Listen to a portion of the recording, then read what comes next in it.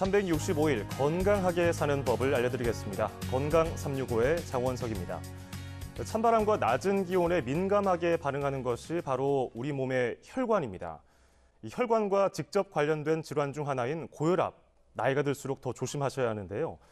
건강보험심사평가원에 따르면 70세 이상 고혈압 환자가 2011년 151만 5천여 명에서 2015년 179만 6천여 명으로 같은 기간에 19%나 늘었습니다. 문제는 이 노인 고혈압이 심장을 직접적으로 망가뜨려서 사망 위험을 높인다고 합니다.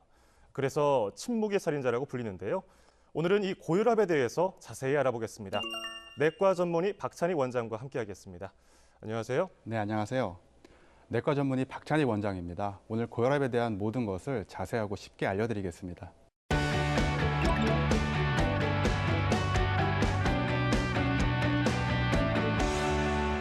네, 그럼 원장님, 고혈압이 어떤 질환인지 설명 부탁드리겠습니다. 네, 일반적 의미의 혈압은 동맥 혈관의 압력을 말하고요. 팔의 동맥 압력을 측정하였을 때 지속적으로 수축기 혈압이 140mm 머큐리 이상 또는 이완기 혈압이 90mm 머큐리 이상으로 측정되는 경우를 고혈압이라고 합니다.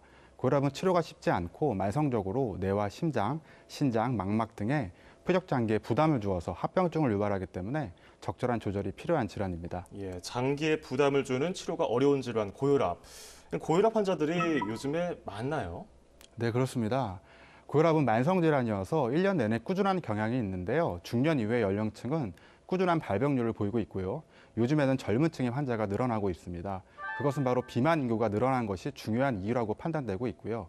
특히 요즘과 같은 겨울철에는 자의로 약제를 중단하였다가 치료를 위해 다시 병원을 찾는 환자들이 많습니다. 예, 임의로 약을 끊었다가 따뜻한 날씨에는 괜찮았는데 날이 추워지니까 좀 증세가 심해지면서 다시 병원을 찾는 분들이 많다고 말씀해 주셨는데 네. 그럼 고혈압이 날씨나 계절과 연관이 있나요? 네, 그렇습니다. 주로 추운 날이나 일교차가 큰 경우에 혈압이 더 높이 올라가는 경향이 있습니다. 그래서 춥거나 갑작스럽게 기온이 낮아지게 되면 우리 몸은 열의 발산을 막아 체온을 유지하려고 하는데 이때 혈관이 수축하여 혈압이 평소보다 더 상승할 수 있습니다. 예, 고혈압 우리나라의 발병률은 어느 정도인가요? 네. 전 세계로 보면 인구의 약 22%가 고혈압에 걸려 있다는 통계가 있고요. 남성에게 더 흔한 것으로 알려져 있습니다. 특히 우리나라 성인의 약 30% 이상에서 고혈압을 앓고 있어서 세계 평균보다 발병률이 높은데 그것은 바로 소금 섭취량이 많고 빨리빨리 문화가 있어 이러한 차이가 생겼다고 생각됩니다. 세계 발병 확률보다 우리나라의 고혈압 발병 확률이 더 높다고 하니까 평소에 주의를 하셔야 될 텐데 특히 고혈압을 조심해야 될 분들이 계실 것 같은데요. 네.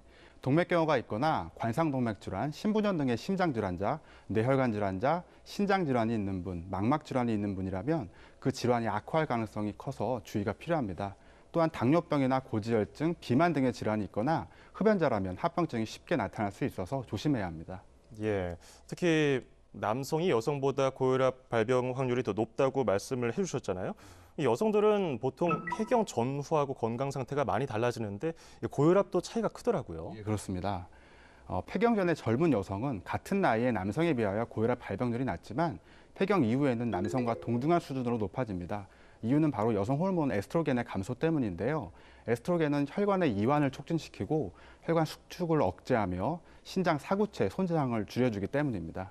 예, 에스트로겐이 줄어들면서 여성들이 폐경 뒤에 혈관이 수축되고 고혈압이 발생할 확률이 높아진다. 그럼 이 침묵의 살인자라고 불리는 고혈압의 원인은 어디에서 찾을 수 있을까요? 우리가 흔히 말하는 고혈압은 원발성 고혈압을 의미하는데 이를 본태성 고혈압이라고 하고요. 이것은 외부 원인이 불분명하고 자체적으로 발생한다는 의미를 담고 있습니다. 유전적 원인이 중요한 것으로 생각되고요. 소금 섭취나 비만, 운동 부족, 흡연, 당뇨병, 대사증후군 등과 연관이 있으나 특별한 환경적 원인 없이도 질병이 발생할 수 있습니다. 예, 원발성 고혈압의 경우는 특별한 원인이 없이도 발병할 수 있다고 말씀해 주셨는데 평소에는 고혈압 증세가 그렇게 두드러지게 나타나진 않는 것 같더라고요. 네, 대부분 혈압이 심각한 수준까지 올라가더라도 증상을 느끼지 않는 경우가 대부분입니다. 뒷목이 뻐근하거나 둔한 느낌, 어지러움을 느끼기도 하지만 고혈압의 전형적 증상은 아닌데요. 그래서 심각해질 때까지 방치하는 경우가 흔합니다. 이런 경우에 심장 발작이나 뇌졸중 등의 치명적인 합병증이 생긴 후에 발견하는 경우가 많아서 침묵의 살인자라고 불리고 있습니다. 예, 그래서 우리가 그 증세가 약할 때는 인식을 하지 못하다가 심해진 경우에 병원을 찾는 경우가 있다고 아까 말씀해 주신 거군요. 자, 그러면 우리가 침묵의 살인자, 고혈압, 평소에 혈압 수치가 어느 정도 돼야 정상이라고 할 수 있을까요? 네. 120에 80mm 머큐리 미만을 정상 혈압으로 보고 있고요. 저혈압은 90에 60mm 머큐리 그 이하이며 그 사이가 가장 이상적인 수치입니다. 수축기 혈압이 120에서 139까지, 이완기 혈압이 80에서 89까지를 고혈압 전 단계라고 하고 140에 90mm 머큐리 이상을 고혈압이라고 합니다. 예, 요즘에는 가정에서도 쉽게 잴 수 있고 또 병원 가면은 의례적으로 한 번씩 팔 넣어서 재보잖아요. 근데 병원에서 잴 때랑 가정에서 잴 때랑 좀 차이가 나는 경우가 많아서 이게 뭐가 맞는 건지 뭐 둘 중 하나 기계 고장 난 거 아닌가 이런 분들 계시거든요. 어떻게 하면 좋을까요? 보통 병원에서 재는 것과 가정에서 재는 게 다르게 나와서 혼란이 오는데요. 우리 몸의 혈압은 꾸준하지 않고 항상 변합니다. 그래서 신체 상태나 심리 상태, 외부 환경, 온도 등의 영향을 받기 때문에 잴 때마다 그 수치가 다른데요. 문제가 되는 경우는 가정에서 잴 때는 정상인데 이상하게 병원에서만 재면 그 수치가 높아서 고혈압 범주에 들어가는 경우입니다. 이것을 백의 고혈압이라고 하는데요.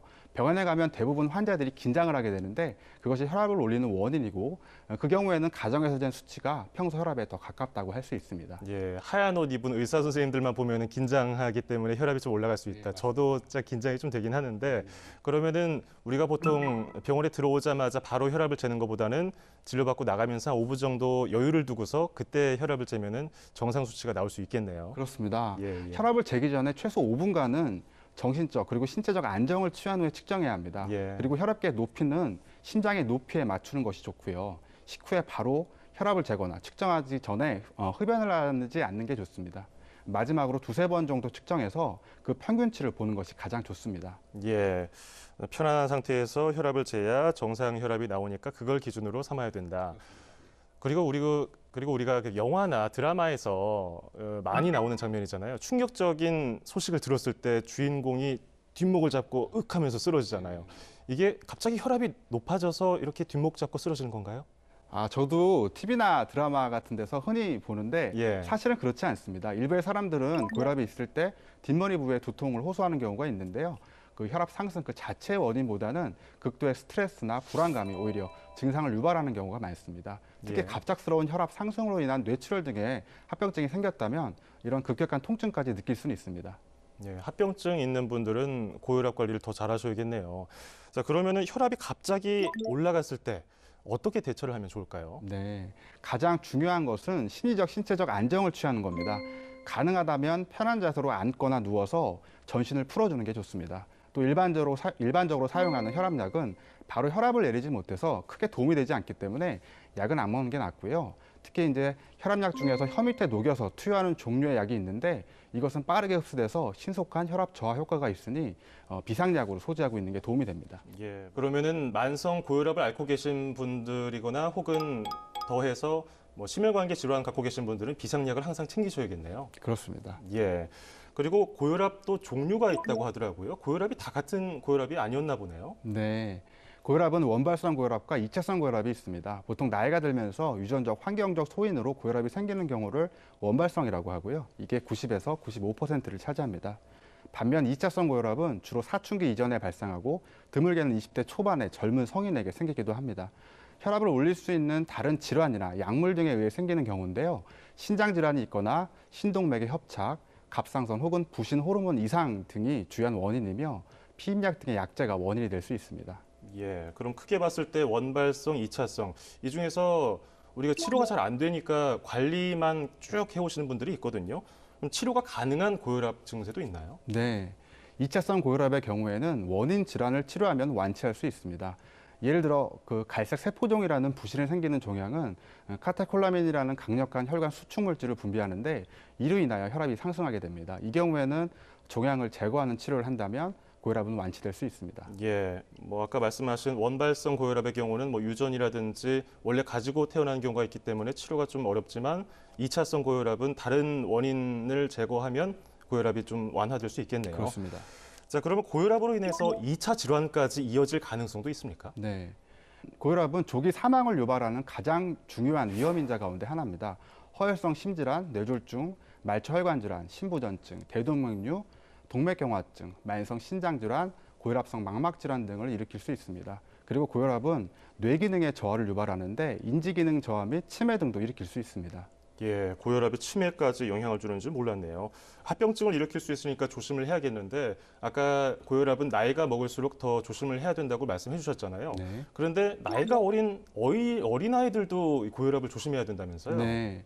12세 이하의 아이들은 2차성 고혈압의 가능성이 있습니다. 그래서 신장질환이나 선천성 심질환, 부신 혹은 갑상선 호르몬 이상, 종양성 질환 등의 원인을 찾는 것이 중요합니다. 반면 사춘기 아이들은 2차성 고혈압과 원발성 고혈압의 가능성이 모두 있는데요. 특히 사춘기 아이들이 비만하거나 고인슐린 혈증이 있다면 원발성 고혈압을 먼저 의심할 수 있습니다. 예, 그럼 아이들은 고혈압 예방을 어떻게 해야 될까요? 네, 2차성 고혈압의 경우에는 현실적으로 예방하는 것은 어렵습니다.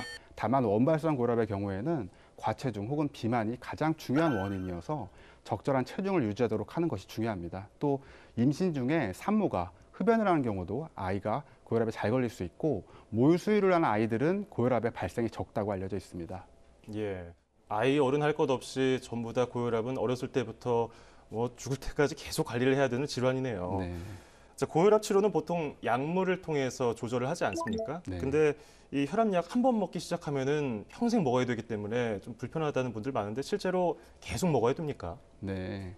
이러한 질문은 처음 고혈압을 진단받는 대부분 환자들이 물어보는 내용인데요. 보통 중년에서 생기는 고혈압은 원발성 고혈압으로 치료가 쉽지 않습니다. 약을 한 번 먹으면 평생 먹어야 하는 것이 아니고 고혈압이 생기면 좀처럼 치료가 잘 안 돼서 계속 약을 먹게 되는 건데요. 고혈압이나 당뇨병 등의 성인 질환은 질병을 치료하는 질환이 아니라 조절해서 합병증을 막아야 하는 질환입니다. 예, 그러면 약을 그 고혈압이 발생했을 때 빨리 먹지 않고 뭐 생활 습관을 고친 다음에 나중에 먹어도 괜찮을까요? 네. 그러면 안 됩니다. 그 혈압이 140에 90mm 머큐리 이상으로 나왔다고 항상 바로 약제를 권고하지는 않습니다. 보통 수축기가 140에서 159, 이완기는 90에서 99 정도고 또 젊은 나이라면 식이 조절과 운동 등의 생활 습관 개선을 먼저 시행해보고 그래도 조절이 안 된다면 항고혈압 약제 사용을 고려하는데요. 그러나 진단 당시부터 진행된 고혈압이라면 약물 복용을 시작해야 하고 무턱대고 시기를 미룬다면 고혈압으로 인한 합병증을 겪을 수 있습니다. 예, 의사 진단에 따라서 먹는 시점을 정해야지 임의로 선택해서는 안 되겠어요. 그렇습니다. 또 합병증도 조심을 해야 되니까요. 네, 그렇습니다. 자, 그리고 고혈압을 관리하기 위해서 그럼 가정에서도 약물을 섭취하면서 다른 습관도 좀 고쳐야 될 것 같은데 어떤 점들을 조심해야 될까요? 네. 무엇보다 체중을 적절하게 유지하려는 노력이 중요하고요. 금연과 절주가 도움이 됩니다. 그리고 매일 30분 정도 유산소 운동을 하는 게 좋고요. 짜지 않게 조리를 해서 드시는 것이 좋습니다. 또 혈압계를 구입하셔서 가정에서 정기적으로 측정해 보면 도움이 됩니다. 예, 가정에서도 정기적으로 혈압을 측정하는 게 좋을 텐데 올바르게 가정에서 혈압 측정할 수 있는 방법을 좀 알고 싶은데요. 네. 가급적 매일 재는 것이 좋고요. 아침과 저녁 정해진 시간마다 측정을 하고 평균치를 기록합니다. 최소 5분 이상 심리적 안정을 취하고 앉아서 팔에서 측정하면 됩니다. 특히 식사나 목욕 후 커피를 마신 후라면 충분한 시간이 흐른 후에 측정을 하는 것이 좋고요. 팔에서 측정을 하고 앉아서 심장 높이에 기계를 두고 측정을 하는 것이 원칙입니다. 예, 가급적이면은 날마다 측정을 해서 그 수치를 확인하는 게 가장 중요해 보이네요. 네, 추이를 보는 게 중요합니다. 그렇군요. 네네. 짜게 먹지 말라는 얘기도 아까 해주셨잖아요. 소금 네. 영양 말씀해 네네. 주셨는데 그러면은 몸에 좋다고 고혈압에 좀 효능이 있다고 알려진 양파, 마늘, 시금치 이 실제로 효과가 있습니까? 네. 2007년 미국 영양학회지에 양파에 많은 플라보노이드 계열의 케르세틴 성분이 혈압을 낮추고 관상동맥질환 및 뇌혈관 질환의 발생을 줄여준다는 보고가 있었고요. 마늘에도 알리신이라는 성분이 있는데 혈관을 확장해서 혈액 순환을 원활하게 하고 혈압을 낮춰줍니다. 마지막으로 시금치에는 칼륨이 풍부한데요. 칼륨은 나트륨과 반대로 혈압을 낮추는 효과가 있습니다. 그래서 이런 음식은 꾸준히 드시는 게 좋습니다. 짜게 먹지 않고 양파, 마늘, 시금치 고혈압 환자분들은 꼭 기억을 하셔야 되는 음식 같네요. 네. 자, 이번에는 시청자 여러분들이 궁금해할 만한 사항들을 모아서 정리해 보겠습니다. 자, 5개가 있는데요. 일단 고혈압은 유전이 된다. 이 부분 가장 걱정하시는 부분이에요. 어떨까요? 네, 안타깝게도 맞습니다. 고혈압은 유전적 경향이 높은데요. 특히 중년 이후에 발생하는 고혈압은 특별한 환경적 요인 없이 발생하는 경우가 많은데 실제 여러 연구를 통하여 고혈압을 유발하는 유전 변종이 발견되기도 하였습니다. 그러나 또 다른 연구들은 고혈압이 단지 유전적 요인으로만 생기는 건 아니고 환경적 요소 역시도 중요하다는 결론을 내리고 있습니다. 예, 유전적인 것도 중요하지만 어쨌든 생활하면서 생활 습관으로 인해서 고혈압이 생길 수도 있으니까 네, 그렇습니다. 평소에 생활 습관을 건전하게 잘 유지를 해야겠네요. 다음 내용 살펴보죠. 자, 나이가 들면 혈압이 올라가게 된다. 어떻게 볼 수 있을까요? 네, 그렇습니다. 중년 이후에 발생하는 고혈압의 주된 병인은 혈관 수축인데 나이가 들면 혈관의 긴장도가 올라가게 되고 동맥경화 등의 혈관 질환의 발병이 높아서 고혈압이 생길 가능성이 큽니다. 특히 여성이라면 에스트로겐의 분비 감소가 40대 이후부터 본격화되는데 이때 혈압 상승이 진행되는 경우가 많습니다. 예, 그렇군요. 나이 들수록 더 고혈압 관리에 신경을 써야겠고요. 세 번째 보겠습니다. 어릴 때 생긴 고혈압이 성인 고혈압으로 이어진다. 아까 원발성은 사춘기 이후에 발생할 수가 있고 2차성의 경우는 그 전부터 발생할 수 있다고 그랬는데 어릴 때 고혈압이 성인까지 이어지는 경우가 있을까요? 네. 2차성 고혈압이라면 적절한 원인 치료로 완치할 수 있습니다. 그러나 원발성 고혈압의 경우라면 성인 고혈압으로의 진행은 불가피한 것으로 여겨지고 있습니다. 소아 고혈압에 의한 합병증은 성인과 달리 좀 더 젊은 나이에 여러 단계의 합병증을 유발할 수 있어서 더욱 적극적인 생활 환경 개선과 약물 치료가 필요하겠습니다. 예, 어렸을 때부터 소홀히 하지 말아야 되는 게 고혈압 관리겠네요. 네. 자, 다음 질문 살펴보죠. 콜레스테롤 수치 관리만 잘해도 고혈압이 예방된다. 이게 지방질 음식을 많이 먹으면은 콜레스테롤 수치가 높아진다고 알려져 있잖아요. 네. 그러면은 두 개가 상관관계가 있나 보군요. 네, 그렇습니다.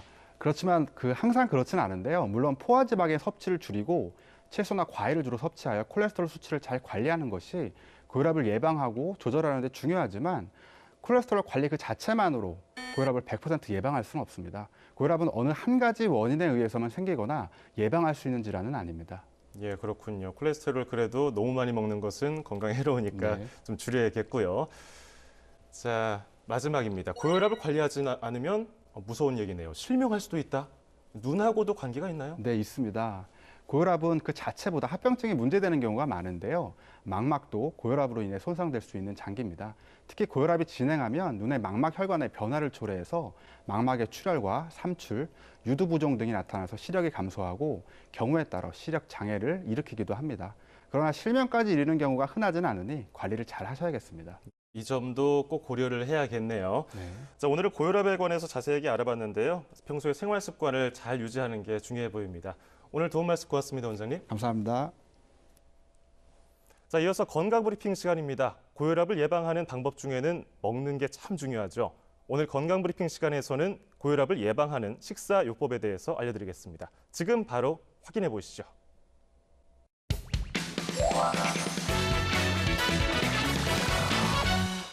안녕하세요. 건강브리핑의 배지영입니다.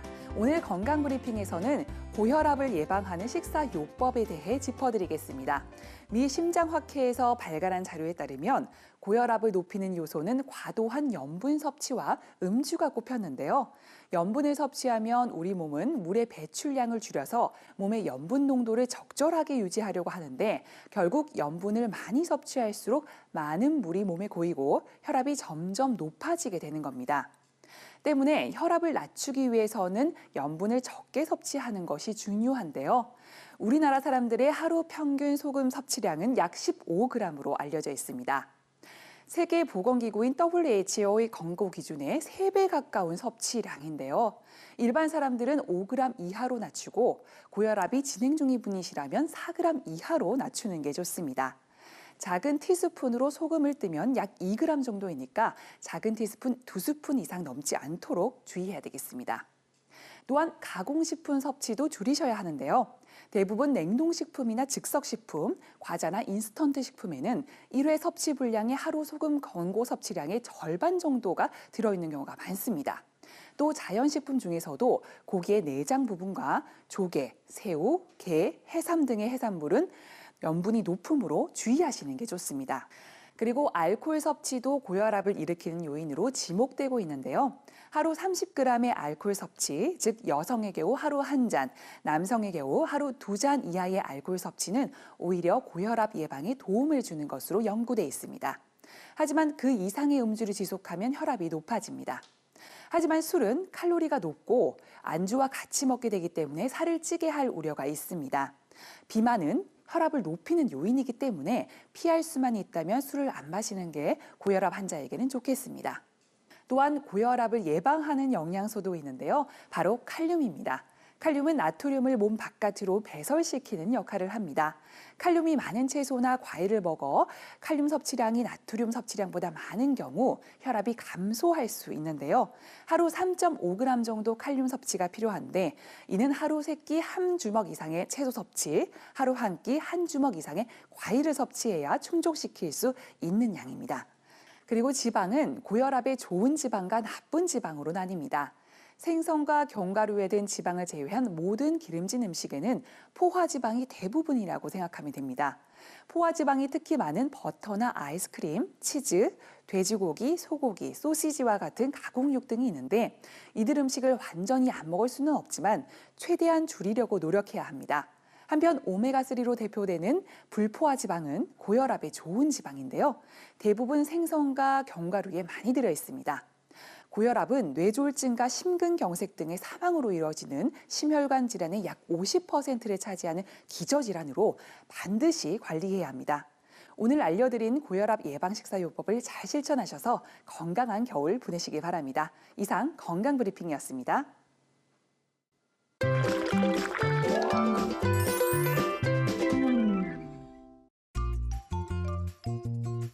안녕하세요. 요리연구가 양향자입니다. 고혈압은 혈압 관리가 가장 중요한데요. 그래서 백미보다는 현미와 같은 잡곡류를 많이 먹고 지방이 적은 육류와 생선을 섭취하는 게 좋습니다.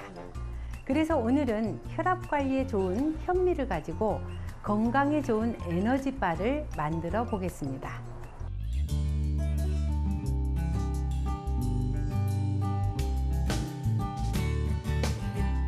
물에 불린 현미의 물기를 빼주세요. 이렇게 완전히 제거를 해주시고 팬에다가 볶아주시는 거예요. 노릇노릇해질 때까지 볶아주세요. 현미가 익으면 톡톡 소리가 납니다. 호두를 잘게 잘라주세요. 잘게 자른 호두는 팬에 볶습니다.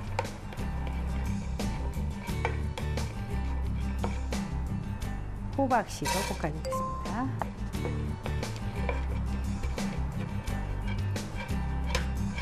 약간 노릇할 정도만 볶아주시면 돼요. 자, 이제 에너지바를 만들 건데요. 우선 마시멜로예요. 마시멜로를 녹여주는데 같이 올리고당을 넣어 녹여주세요. 약한 불로 녹여주는 게 좋습니다.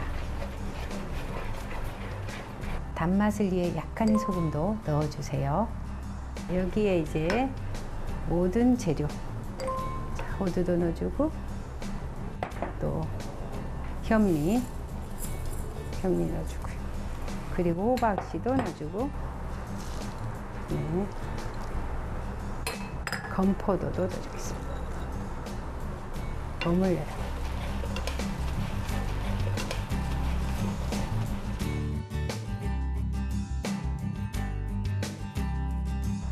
틀에 재료를 넣고 밀대로 밀어 고르게 펴줍니다.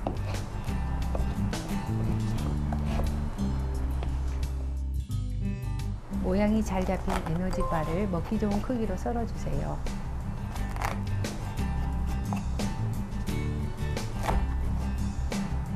예쁘게 장식해 그릇에 담아주세요.